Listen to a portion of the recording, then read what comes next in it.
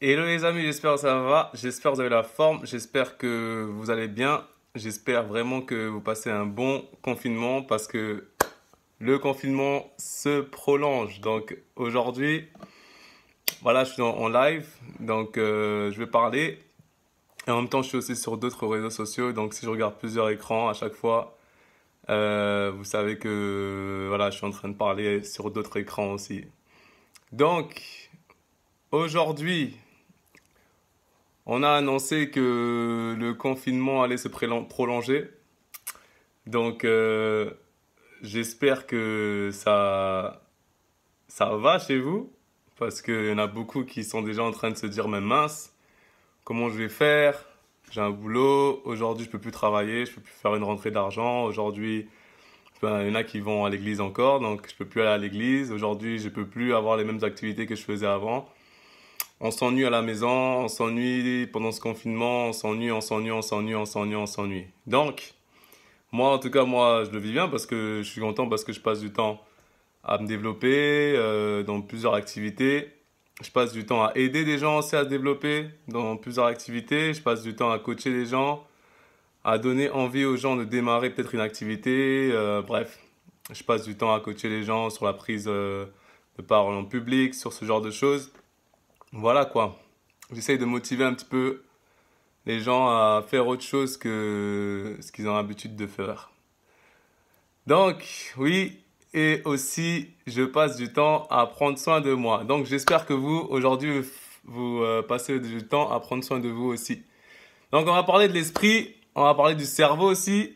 Je vais essayer de vous expliquer comment ça fonctionne, l'esprit, quand il rentre en accord avec le cerveau, parce que le cerveau et l'esprit, c'est pas la même chose, mais beaucoup de gens ne font pas la différence entre l'esprit et le cerveau.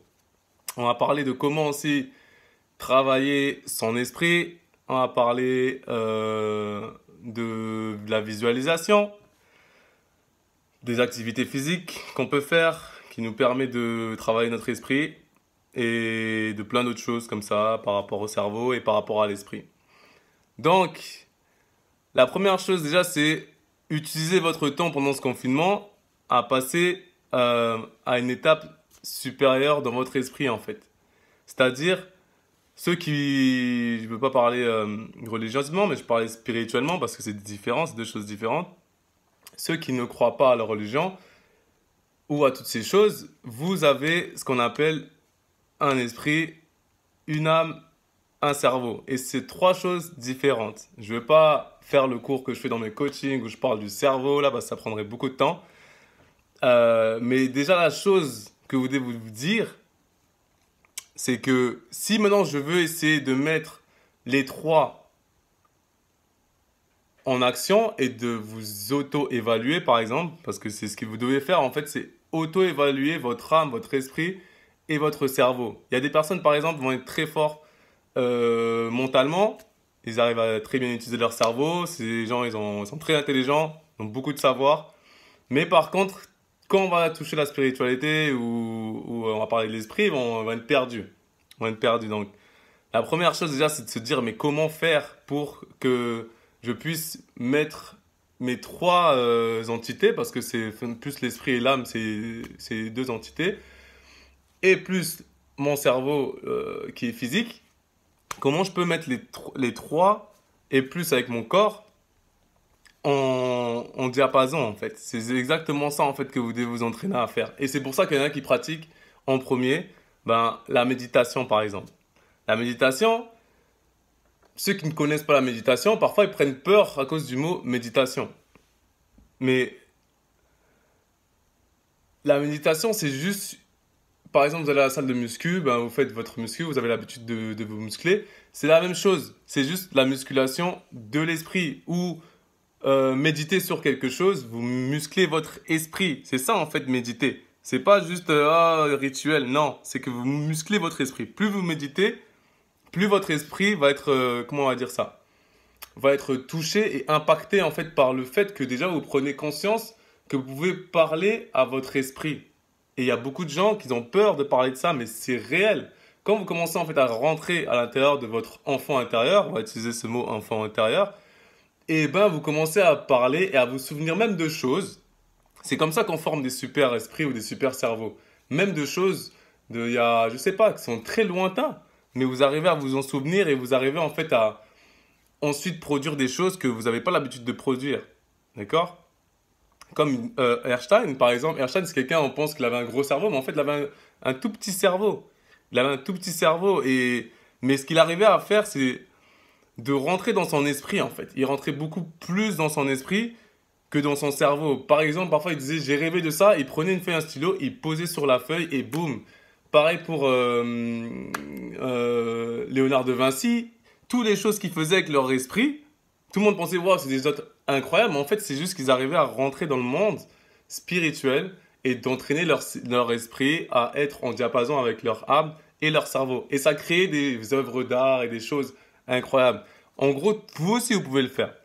Vous aussi, vous pouvez le faire. Surtout, je parle de gens qui ont beaucoup de talent, qui sont multitalents aujourd'hui, qui ont peur de montrer, qui ont peur de montrer tout ce qu'ils savent faire parce que dans la société dans laquelle on vit aujourd'hui, quand tu sais faire plusieurs choses, ben, on va toujours te demander ou des preuves ou bref, on va vouloir voir, on va vouloir chercher les diplômes et toutes ces choses, alors que peut-être que vous faites beaucoup mieux qu'une personne qui est dans le domaine là où vous êtes un multitalent en fait. Vous faites peut-être mieux, mais comment on va dire ça? Les personnes vont toujours vous demander ah mais nous on nous demande une preuve. Nan, nan. Donc vous ce que vous devez essayer de faire c'est de rentrer juste en diapason et mettre votre esprit à disposition, mais pas que ce jour-là et ce jour-là et ce jour-là après la semaine prochaine ou le mois non, faut le faire, faut essayer que ça devienne un rituel en fait. Faut que ça, comme je dis dans mes coachings, faut que ça devienne non négociable. C'est-à-dire, quand tu as envie de faire pipi, tu négocies pas avec ta vessie, par exemple. Tu ne négocies pas. Tu vas aux toilettes parce que tu as besoin de faire pipi. D'accord? Donc, il faut que ça devienne non négociable. Ensuite, là, je parlais du cerveau, de l'âme et tout ça, et de l'esprit. Maintenant, il y a une chose qui est réelle. L'alimentation. Plus tu t'alimentes mal, plus tu perds en énergie. Plus tu t'alimentes bien, plus tu gagnes en énergie. Donc, même si aujourd'hui, tu es dans une difficulté, que tu viens un confinement, tu es seul, tu es isolé, continue de t'alimenter physiquement avec de la bonne nourriture, mais aussi alimente-toi de choses positives. Parce que si tu passes ton temps à regarder les médias, il s'est passé ça, il s'est passé ça, et ensuite tu t'arrêtes en fait d'avancer dans tes projets, et ben quand tu vas sortir du confinement, ben, par exemple, tu vas plus rien faire en fait. Tu vas plus rien faire et tu vas te dire mais qu'est-ce qui s'est passé? J'ai rien fait dans ce temps-là, j'ai perdu du poids ou j'ai pris du poids, mais qu'est-ce qui s'est... Il faut que tu t'alimentes en permanence de choses positives. Donc ça s'appelle l'alimentation spirituelle. Donc si tu veux, tu peux lire des livres spirituels, tu peux lire la Bible ou tu peux lire d'autres livres spirituels ou des livres de... Par exemple, moi, ce que je conseille, c'est les 5 blessures de l'âme pour vraiment découvrir, se découvrir soi-même. Tu peux lire ce livre pendant que tu es dans le confinement et tu commences en fait à développer ta spiritualité. Ensuite,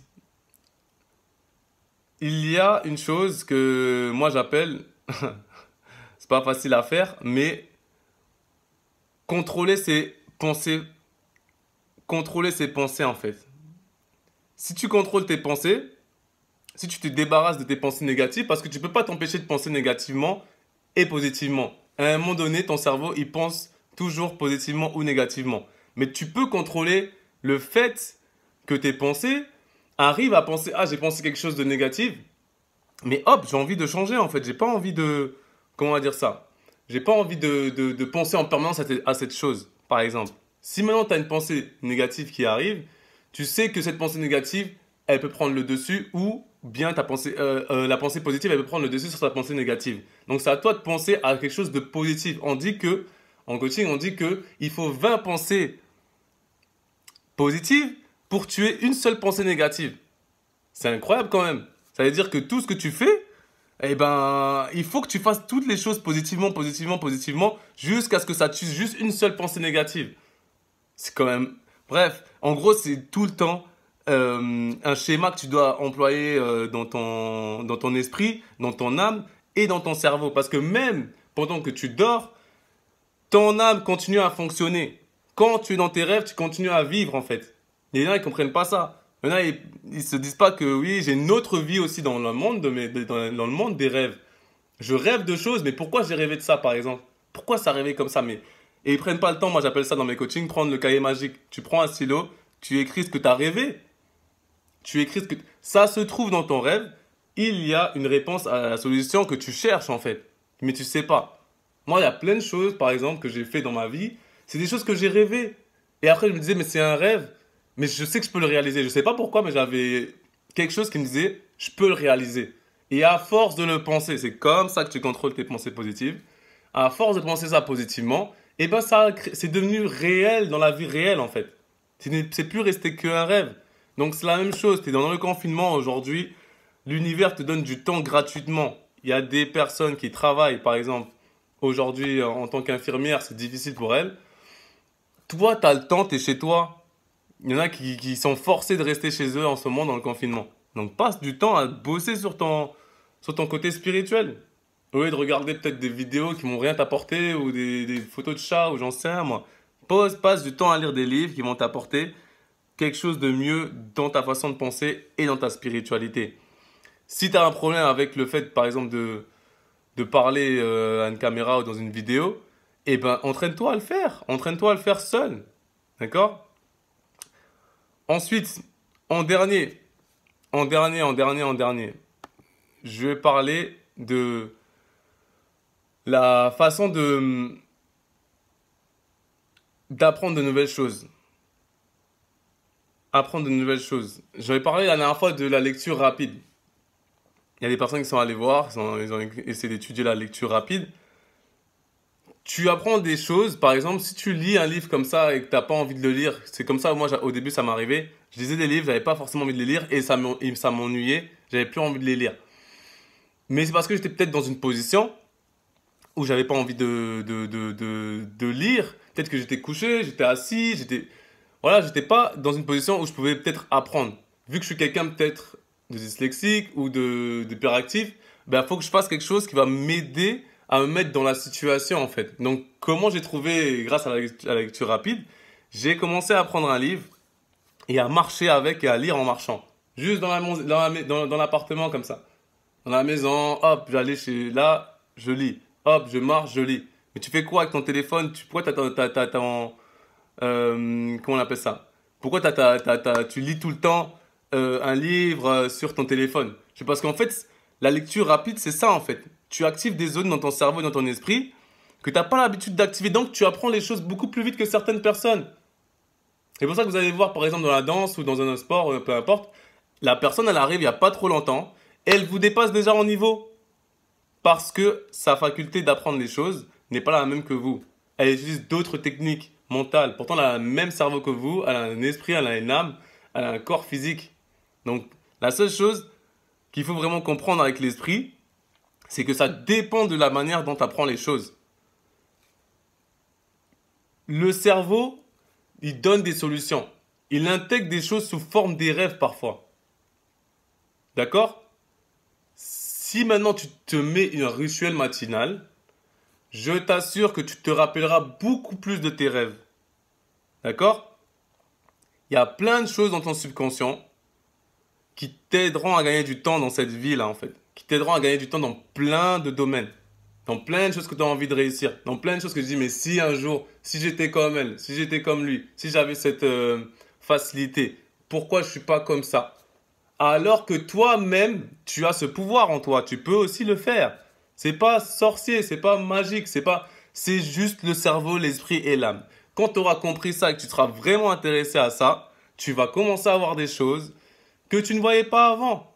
Des opportunités que tu voyais pas avant. Tu vas commencer à parler anglais comme moi, par exemple. Je suis né en France, je suis français, mais j'arrive à parler anglais à avoir des contrats avec des personnes qui parlent anglais, à coacher des personnes qui parlent anglais. Mais comment j'ai fait ça en fait? Même moi, je suis choqué de moi parfois. Je me dis, mais c'est impossible de faire ça normalement. Mais c'est parce que j'ai appris toutes ces choses sur l'esprit, l'âme et le cerveau. Déjà, j'ai commencé à faire la différence des trois dans mon propre corps à moi. Donc, si j'arrive à le faire dans mon propre corps à moi, bah, c'est normal que j'arriverai aussi à le faire dans le corps des autres. Donc, c'est ça en fait que vous devez vous dire. C'est adopter ces manières de faire. D'accord? Les états où vous vous mettez, par exemple, euh, la neurogénèse en fait que vous commencez à apprendre par exemple. Si vous commencez à apprendre la neurogénèse, vous savez que vous devez stimuler certaines parties en fait de votre cerveau. Donc si maintenant vous n'arrivez pas à les stimuler, c'est que vous avez loupé quelque chose quelque part. Vous stressez ou vous arrivez en fait à des moments où vous n'arrivez plus à contrôler cette chose. Donc tournez-vous vers des personnes qui contrôlent ce sujet ou qui contrôlent, qui savent en fait comment on appelle ça, gérer ces choses. Moi, c'est comme ça que j'ai fait en fait. Je savais pas ce genre de choses, mais je me suis tourné vers la neuroscience. Je me suis tourné vers des coachs en neurosciences, comme par exemple, comment il s'appelle?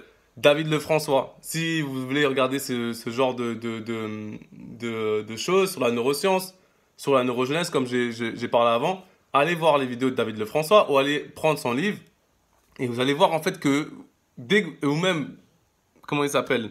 Pouvoir illimité, j'ai partagé dans ma story un livre que j'aime beaucoup lire, c'est Pouvoir illimité. Vous allez voir que Pouvoir illimité va vous ouvrir des accès à votre subconscient et à votre cerveau que vous me dites, mais je ne savais même pas que ça existait, ça. D'accord? Donc, la neurogenèse, c'est juste que vous pouvez créer des nouveaux neurones jusqu'à votre mort. Des nouveaux neurones jusqu'à votre mort. À chaque fois, en fait, vous pouvez créer des nouveaux neurones, des nouveaux neurones. Et ça, c'est des choses que je n'avais pas forcément conscience. Je n'avais pas conscience que je pouvais faire en permanence limbique, les cerveaux des émotions. Je n'avais pas conscience de toutes ces choses, qu'il y avait 3 cerveaux et un quatrième qui était l'intestin. Je n'avais pas conscience de toutes ces choses. Et c'est en m'intéressant à ces livres et à ce genre de personnes que j'ai compris comment contrôler ça en fait et comment développer plusieurs capacités cérébrales que j'avais en fait. Donc voilà. Ceux qui veulent savoir plus, ben passez prendre le coaching. Je vais essayer de mettre en commentaire les livres là que j'ai cités et les personnes que j'ai citées parce que c'est des gens qui sont très importants pour moi aujourd'hui, qui m'ont beaucoup aidé et c'est des livres qui sont très importants, qui m'ont beaucoup aidé. Donc j'espère que vous aussi, ces livres vont vous aider. D'accord? Merci à vous, c'était Gloire Moussenga. Passez un bon confinement. J'espère que le 11 mai, ce sera le dernier jour du confinement, mais je ne pense pas. En tout cas, vous continuez à passer du temps en fait à vous développer, même s'il y a le confinement, même si c'est difficile. Passez du temps à vous développer en fait, c'est important parce que quand vous allez sortir du confinement, il y aura des gens qui vont avoir besoin de vous et vous êtes prêt à partir à la guerre en fait. Mais si vous n'avez rien fait pendant le confinement, pendant tout jusqu'au 11 mai là, ou même, il y en a pour eux, il n'y a aucune différence que le confinement il soit maintenant ou qu'il soit aujourd'hui, il n'y a aucune différence. La seule différence c'est qu'ils ont beaucoup plus de temps peut-être, ou qu'ils peuvent plus vraiment voyager, mais ils font toujours le même boulot. Moi, je continue à faire mes coachings. J'ai jamais arrêté. J'ai juste plus de temps pour faire mes coachings. J'ai plus de personnes à aider. Je suis content. Voilà. Je veux faire d'autres choses. Donc apprenez aussi à faire d'autres choses. Les multitalents, arrêtez de vous cacher. C'est vraiment un message aussi pour vous, ceux qui savent faire plusieurs choses ou les multicompétents. Ne vous cachez plus. Développez-vous, formez-vous et passez à l'action. Voilà, c'était Gloire Moussenga. À plus.